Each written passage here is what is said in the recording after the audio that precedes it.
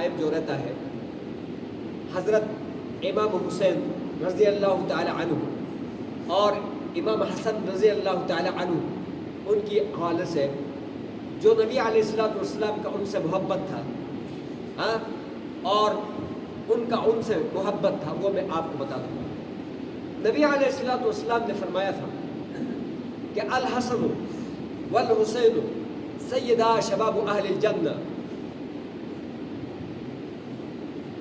الحسن والحسین سیدا شباب اہل الجنہ، کہ حسن اور حسین جنت کے جو نوجوان ہیں، حضرت حسن اور حسین جنت کے جو نوجوان ہیں ان کے سردار ہیں، سمجھ میں آئے؟ اور دوسری روایت میں نبی علیہ السلام نے فرمایا یہ حسن اور حسین میرے جنت کے دو پھول ہیں۔ کیا فرمایا تھا؟ جنت کے دو پھول ہیں۔ اور نبی علیہ الصلوۃ والسلام جب یہ چھوٹے تھے تو 24 گھنٹہ اپنے ساتھ ہی رکھتے تھے۔ صحابہ رضوان اللہ علیہ اجمعین فرماتے ہیں دیکھیں نبی علیہ السلام کندھے میں ان کو لے کے کبھی ادھر آتے کبھی ادھر جاتے، سمجھ آئے؟ ایک صحابی فرما رہے تھے کہ سردیوں کا موسم تھا تو نبی علیہ السلام نے چادر اوڑھی ہوئی تھی، تو جب مجھ سے ملا چادر کھولا تو دونوں اندر جو ہے کیا نام ہے اندر بیٹھے ہوئے تھے، چھوٹے تھے، سمجھ آئے؟ اور پھر اس کے بعد حضرت حسن اور حسین رضی اللہ تعالی عنہما یہ ایک دوسروں سے ایک روایت کے مطابق 9 مہینے بڑے تھے اور ایک روایت کے مطابق سال بڑے تھے۔ حضرت حسن رضی اللہ تعالی عنہ بڑے تھے، حضرت حسین رضی اللہ تعالیٰ عنہ ان سے ایک روایت کے مطابق 9 مہینے چھوٹے تھے اور ایک روایت کے مطابق سال چھوٹے تھے، سمجھ آئے؟ تو ظاہر بات ہے دونوں ایک ہی عمر کے لگتے تھے۔ اور ایک مرتبہ نبی علیہ الصلوۃ والسلام خطبہ دے رہے تھے تو اس طرح جو ہے نا جیسے یہ مسجد نبوی کا محراب ہے، سمجھ آئے جی؟ تو نبی علیہ الصلوۃ والسلام خطبہ دے رہے تھے تو اس طرح حجرے کا دروازہ تھا، یعنی مسجد نبوی کا جو نبی علیہ السلام کے گھر کی طرف سیم اسی طرح حجرے کا دروازہ تھا، تو دونوں دروازے سے نکلے تو اب اسی وقت یعنی چلنے کے قابل ہوئے تھے، کبھی گرتے تھے کبھی چلتے تھے، اس طرح جو بچہ ایک عمر میں ہوتا ہے تو دونوں جو ہیں کیا نام ہے یعنی چل کے جو ہے نبی علیہ السلام کی طرف آنے لگے اور کبھی گر رہے تھے کبھی اٹھ رہے تھے، اس طرح تو نبی علیہ الصلوۃ والسلام سے خطبہ نہیں دیا گیا، خطبہ چھوڑنا پڑا اور جا کر ان دونوں کو اٹھایا اور اٹھا کر گود میں لیے اور ممبر پہ تشریف لائے، ممبر پہ تشریف لائے اور پھر فرمائے انما اموالکم و اولادکم فتنہ، تمہاری وہ مال اور تمہاری اولاد تمہارے لیے فتنہ ہے کہ مجھے ان کو دیکھ کے برداشت نہیں ہوا اور مجھے خطبہ چھوڑ کر جا کر ان کو لے کر آنا پڑا۔ یہاں سے اللہ کے نبی صلی اللہ علیہ وسلم کا ان سے محبت کا اندازہ لگا سکتے کہ کتنی محبت تھی ان بچوں سے، سمجھ آئے؟ اور جب نبی علیہ الصلوۃ والسلام دنیا سے تشریف لے گئے تو اس وقت ایک میرے خیال سے یعنی 7 سال کا ایک 8 سال کا اس عمر کے درمیان میں تھے۔ جب نبی علیہ السلام دنیا سے تشریف لے گئے تو دونوں کس عمر میں تھے؟ ایک تقریباً جو ہے کیا نام ہے 7 سال کا، ایک کوئی 8 سال کا، اس طرح کے ان کے آپس میں ان کی عمریں تھیں، سمجھ آئے؟ اور اس کے بعد یعنی علم کے پہاڑ تھے اور تقوی کے پہاڑ تھے اور ان کی آنکھوں کے سامنے ظلم و ستم ہوتا جا رہا تھا، حکمران شراب پی رہے تھے، لڑکیاں نچا رہے تھے، سمجھ آئے جی؟ تو خلفائے راشدین کے زمانے میں نبی علیہ الصلوۃ والسلام کے زمانے میں امن تھا، تقوی تھا، ایمان تھا، عمل تھا، حکمران جو ہے کیا نام اپنے جسموں کے اوپر کئی قسم کے پیوند لگا کر اور بھوکے رہ کر نبی علیہ السلام کی ریاست کا، سیاست کا اور ان کی جو ہے کیا نام ہے مسلمان کنٹریوں کی حفاظت کرتے تھے۔ لیکن جب دیکھا کہ اب ان کی آنکھوں کے سامنے حکمران شراب بھی پی رہے ہیں، جو ان کی دوہری پناہیں ان کو شہید بھی کرتے ہیں اور پھر لڑکیاں بھی نچاتے ہیں اور نمازیں بھی نہیں پڑھتے ہیں، تو उन बदमाशों की बदमाशी इनसे बर्दाश्त नहीं हुई। आपको समझ में आया जी? उन बदमाशों की बदमाशी फिर इनसे बर्दाश्त नहीं हुई, तो इन्होंने कहा कि अब इनसे सुल्तानत छीनेंगे और अपने नाना के नहज पर, अबू बकर के नहज पर, उमर के नहज पर, और उसके बाद उस्मान और अली के तरीके पर, अमीर माविया के तरीके पर हम सुल्तानत करेंगे और मुसलमानों को अमन देंगे और मुसलमानों को अमल देंगे और मुसलमानों को मईशत दे देंगे। इस इरादे पर फिर उन्होंने यजीद का मुकाबला किया और यजीद के मुकाबले में आए कि आप हुक्मरान बनने के लिए, सहाबा के ऊपर हुक्मरानी करने के लिए आप मुस्तहिक नहीं है। उस वक्त बहुत सहाबा मौजूद थे, जिंदा थे बहुत सारे सहाबा। उन्होंने कहा आप इन सहाबा के ऊपर रियासत कायम करने के काबिल नहीं है, आप जालिम भी है, शराबी भी है, बेनमाजी भी है। ठीक है, आप अमीर माविया का बेटा है, लेकिन आप अपने बाप के नहज पर नहीं है, लिहाजा हम तुमसे ये डोरी ले लेंगे। वो फिर जुल्म के मुकाबले में आए। तो यजीद ने खौफ महसूस किया कि ये तो नबी अलैहिस्सलाम के लाडले हैं, सारे मुसलमान इनकी इज्जत और एहतराम करते हैं, सारे मुसलमान इनकी इज्जत और एहतराम करते हैं, तो ये ना हो कि सारे मुसलमान इनके साथ दे दें और मैं अकेला रह जाऊं, तो मेरे हाथ से मेरी सुल्तानत छिन जाए, मेरा ओहदा चला जाए, हाँ, मेरी बदमाशियाँ चली जाए। हाँ, तो उस हसद और लालच के ओहदे के लालच में, हसद और लालच के ओहदे में, अभी मैं यहाँ आपको एक पॉइंट बताता हूँ, गौर से सुनना भाई। ये हसद इतनी मुर्दार चीज़ है, ये लालच इतनी मुर्दार चीज़ है, ये ओहदे की जो है क्या नाम है, ये जो लालच है ये इतनी मुर्दार चीज़ है। देखो, क्या यजीद हसन और हुसैन की अजमत को, उसके मकाम को नहीं जानता था? हम लोगों से ज़्यादा जानता था, हम लोगों से बेहतर समझता था।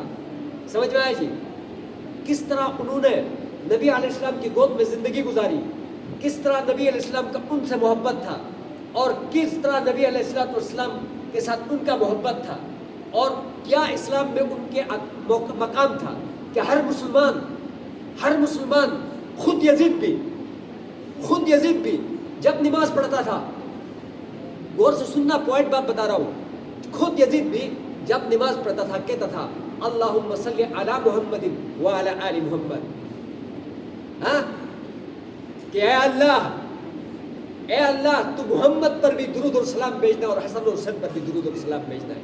खुद नमाज में ये पढ़ रहा है भाई, यजीद अपनी नमाज में ये पढ़ रहा है, उबैदुल्लाह अपनी नमाज में यही पढ़ रहा है जिन्होंने उनकी गर्दनें काटी है, और शमर अपनी नमाज में यही पढ़ रहा कि हसन और हुसैन पर क्या भेजना, दुरूद भेजना। जब तक वो समझता है, यजीद समझता है कि जब तक मैं ये न पढ़ूं मेरी नमाज कामिल नहीं हो सकती, मेरी नमाज रह जाती है, ये पता होने के बावजूद, लेकिन उस हसद की आग में, हाँ, और उस ओहदे की लालच ने उसके मकाम को ज़रूर समझा और हसन की बीवी को कहा कि तुम इस हसन को जहर दे तो मैं तुमसे शादी करूंगा। गौर से सुनो, हसद की आग कैसी है, जुल्म की आग। जब इंसान का दिमाग लालच पर आता है ना, हसद पर आता है और ओहदे के लालच पर आता है, तो फिर उसको कुछ नजर नहीं आ रहा होता। अगर उसको कुछ नजर नहीं आ रहा होता, अगर नजर आ रहा होता तो ये फैसला कर सकता था। हाँ, उसने कहा उसको जहर कर दिया, उसने उसको जहर दिया, हसन की बीवी ने उसको जहर दिया और 40 दिन तक उनका खून बहता रहा उस जहर की वजह से, फिर शहीद हो गए। आपको समझ आया बड़ा भाई? और उसके बाद जब हज़रत हुसैन रज़ियल्लाहु ताला अन्हु इसके मुकाबले के लिए करबला में रवाना हो गए, करबला के कूफा के लोगों ने फ्रॉड किया, उन्होंने जो है क्या नाम है धोखा किया इसके साथ। ये जानने लगे, कूफे के लोगों ने उनको पैगाम भेजा कि हम तुम्हारे साथ हैं, आओ यजीद का मुकाबला करते हैं। कूफे के लोगों ने, कूफियों ने, अब वो कूफी कौन लोग थे? हाँ, कूफी कौन लोग थे? वो पूरी दुनिया को पता है, वो पूरी दुनिया को पता है कि वो कौन लोग थे। اور ان کے مولوی جو ابھی بھی زندہ ہے وہ کہتے ہیں کہ ہم وہی لوگ ہیں، ہم وہی لوگ ہیں. ابھی میں نام نہیں لے رہا، ابھی میں ان کے ایک مولوی کا بیان سن رہا تھا، کہتا ہم وہی لوگ ہیں جنہوں نے ہم نے حسن کو شہید کیا ہے. اس کا جو ہے کیا نام ہے تخمینہ ابھی بھگت رہے ہیں. ہاں وہ کہہ رہا اس کا عذاب، اس کا جو ہے نا وہ عذاب ابھی ہم بھگت رہے ہیں. اور یہ سمجھ نہیں ہے، ان کے عوام کو سمجھ نہیں ہے، لیکن ان کے مولویوں کو پتہ ہے کہ وہ کون لوگ تھے. آپ کو سمجھ میں آیا؟ ہاں تو کہہ رہا ہے وہ کہ جب وہ جانے لگا مدینے سے روانہ ہو گیا، جس مقام پر بھی وہ پہنچا ان کو صحابہ نے منع کیا کہ نہ جاؤ، وہ تمہارے ساتھ وفا نہیں کریں گے. لیکن وہ تو بہادر تھے، وہ ڈرتا نہیں تھا. سمجھ آئے جی؟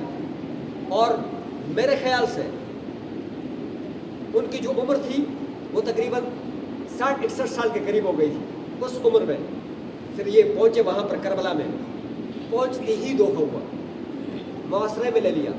عبید اللہ نے شبر کو بتایا کہ اس کو گہرے میں لے لیا، اور 7 دن تک پیاسا رہا، بھوکا پیاسا، نہ کھانا نہ پینا. اور عبید اللہ نے یزید کی خوشنودی حاصل کرنے کے لیے،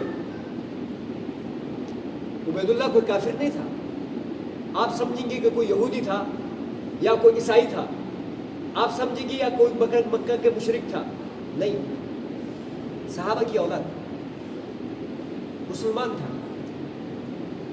سمجھ آیا؟ یزید کوئی کافر نہیں تھا، لیکن شرابی لوگ تھے، وہ بے نمازی لوگ تھے، وہ حسد سے بڑے لوگ تھے، اور وہ عہدے کے لالچ میں اندھے ہو گئے تھے، اندھے. پھر کیا کیا گیا؟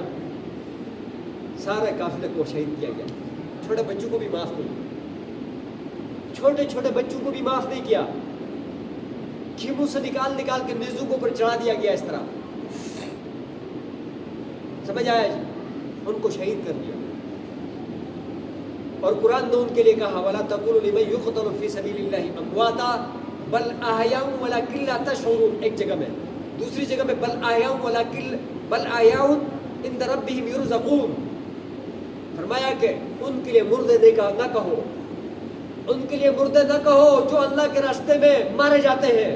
وہ زندے ہیں لیکن ان کی زندگی کا تمہیں شعور نہیں ہے. دوسری جگہ فرمایا وہ زندے ہیں، اللہ کے ہاں ان کو خصوصی طور پر رزق دیا جاتا ہے. وہ زندے ہیں اور اللہ خصوصی طور پر ان کو رزق دیا جاتا ہے. تو جو زندہ ہے، مرنا تو ویسے بھی ہے نا، بستر بھی مرنا ہے، پیٹ کے درد سے بھی مرنا ہے، ایکسیڈنٹ سے بھی مرنا ہے، اور کنڈی سے گر کے بھی مرنا ہے، سانپ بچھو کے کاٹنے سے بھی مرنا ہے. مختلف انداز سے مرنا تو مرنا ہے، لیکن شہادت کی موت کسی کو ملے؟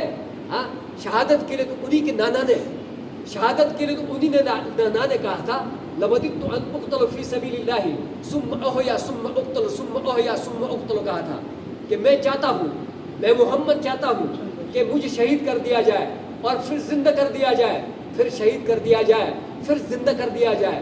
اور جنت کے اندر شہید سے پوچھے گا اللہ تعالیٰ کہ تجھے کیا چاہیے بتا، تو نے میرے لیے جان دی ہے، میرے لیے اپنے جسم کے ٹکڑے کرا دیے ہیں، میرے لیے خون بہایا ہے اللہ کی کلمے کو بلند کرنے کے لیے، باطل کے مقابلے میں ڈٹ کے سیسے پلائے دیوار بنا تھا. اب بتا کہ تجھے میں کوئی نئی اعزاز دینا چاہتا ہوں، بتاؤ کہ وہ اعزاز جو میں تمہیں دے دوں. وہ کہے گا یا اللہ مجھے دوبارہ زندہ کر دے، بھیج دے تو میں دوبارہ شہید ہوں، دوبارہ کیا ہو جاؤں.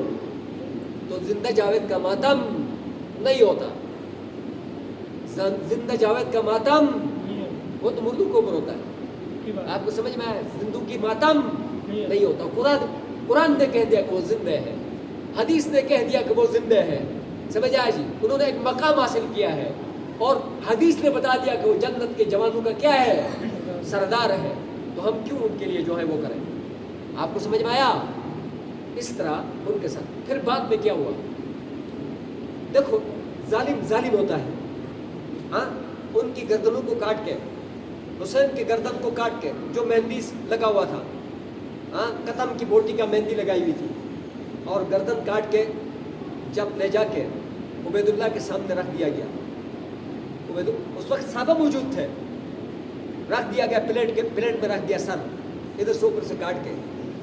تو یہ ابھی کربلا میں جو ہے کیا نام ہے, یہ بھی حدیث میں آتا ہے کہ اللہ تعالیٰ نے ایک سیلاب بھیج دیا, انہوں نے وہ شہداء کی لاشیں لے جا کر کہاں پتہ نہیں غائب کر دیا.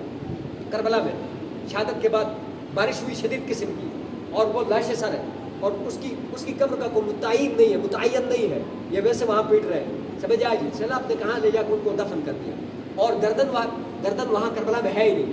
ہاں, وہ اس کو لے کے چلے گئے. سمجھ آئے جی. اور عراق میں جا کر جو ہے کیا نام ہے عبید اللہ کے سامنے پیش کیا گیا. اس کے ہاتھ میں ایک سوٹی تھی, وہ مردان نے اٹھایا, ہونٹوں پہ مارنے لگا.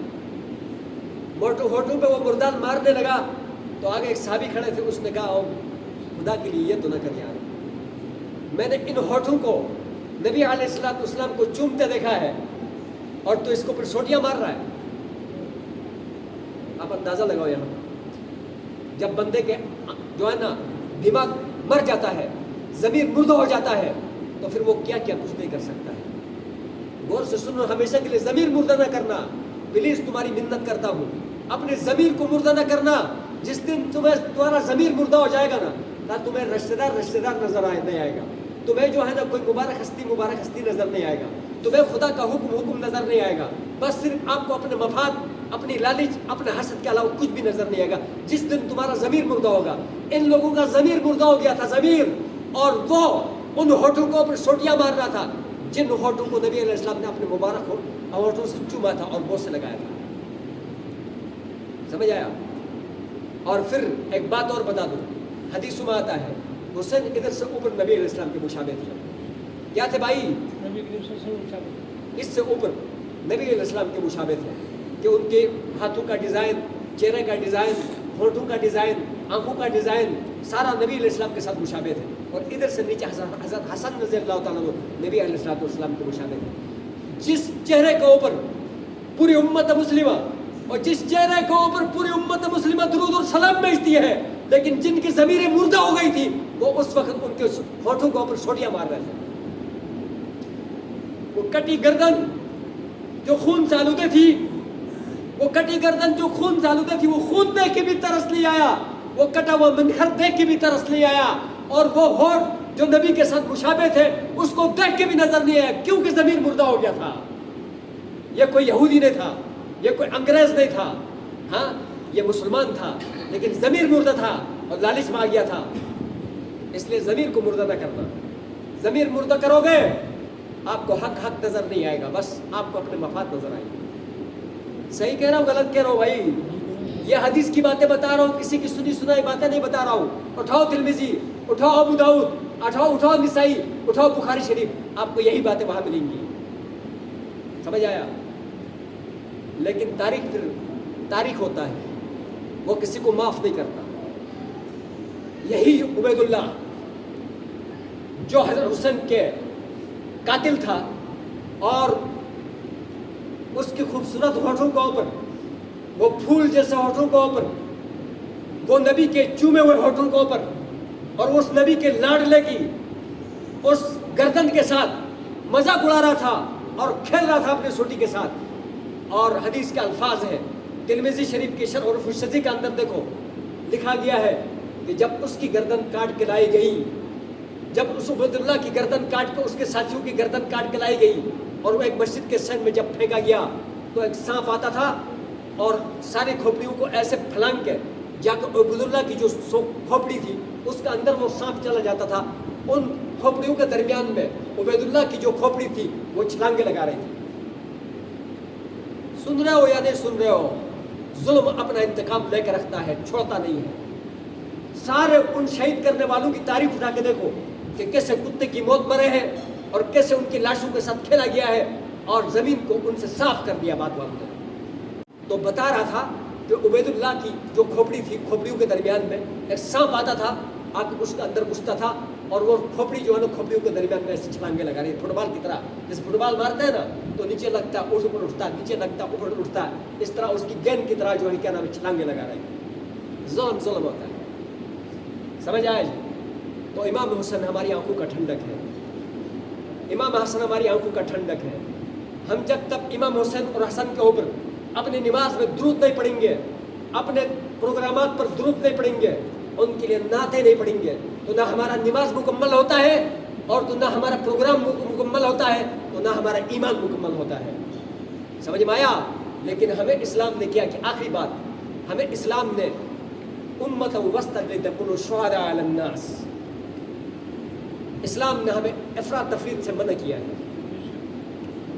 ہمیں اسلام نے افراط اور تفریط سے کیا کیا ہے؟ منع کیا ہے.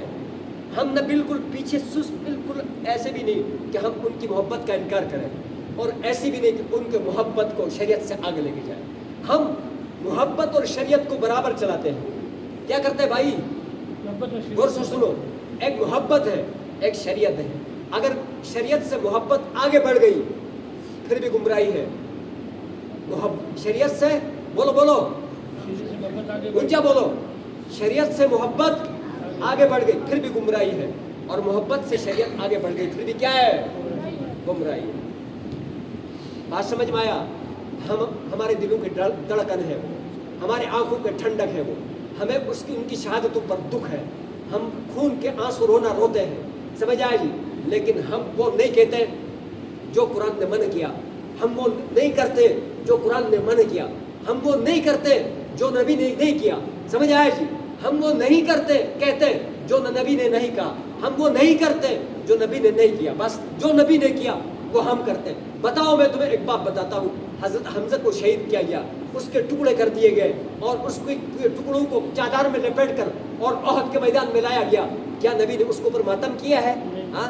اور اس کے بعد 70 شہداء کو احد کے میدان میں شہید کیے گئے. کیا نبی نے ان شہداء کے اوپر ماتم کیا ہے؟